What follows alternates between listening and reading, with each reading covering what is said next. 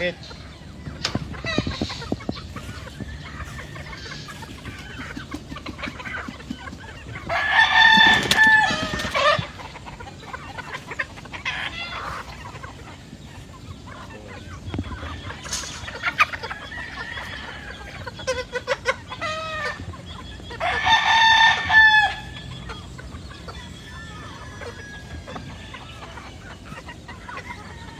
Balahibo yan. Sa papula ng mukha niyan. Tunaw na rin ang pakyaw.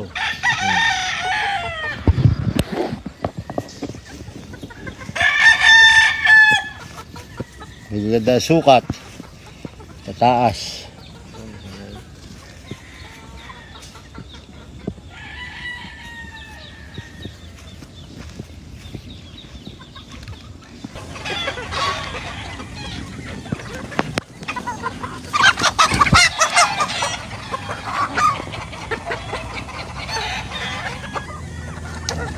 Iba po talaga pag kumpleto ang bakuna, wala kang problema. Tapos balansyado ang kinakain, may medication program po.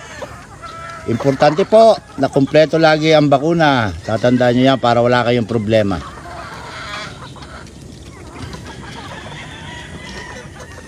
Oh, lumalabas na po yung sandali. Yung tingnan mo yung lawi. Maganda po manok to, monitor natin. Going 5 months na po ito. Ito nga, na-deworm, na-delouse na. Tingin nga lang mo. Sige, pupula pa ng pupula mukha niya, lalo na pag umulan. Hey.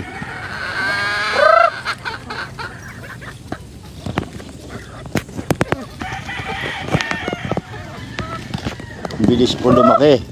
In a natural way. Kasi nga, tama yung bakuna. Lagi ho importante yun eh. Tingnan nyo yung video na pinakita ko no March 22. Compare ngayon. Ito yung 16. Nagtatry na magsalpukan. Pag ganito po yung alaga, hindi ka nang hinaya sa gastos. Hindi mo na iisip yung pagod.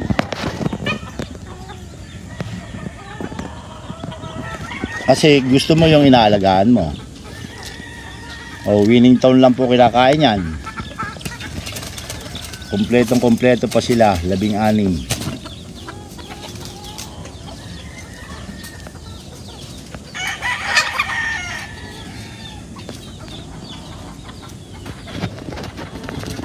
Hanapin natin yung alpha male. Magkakamukha na sila eh. Hindi na makilala, naghabol-habol na yung laki. O, may isang mayahin.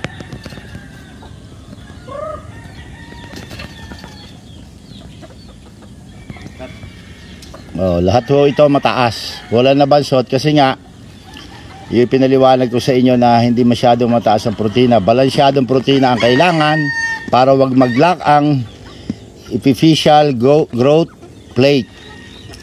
Oh, kasi kaya natututukan ko rin to, monitor pati kain, medication, kasi ko konti.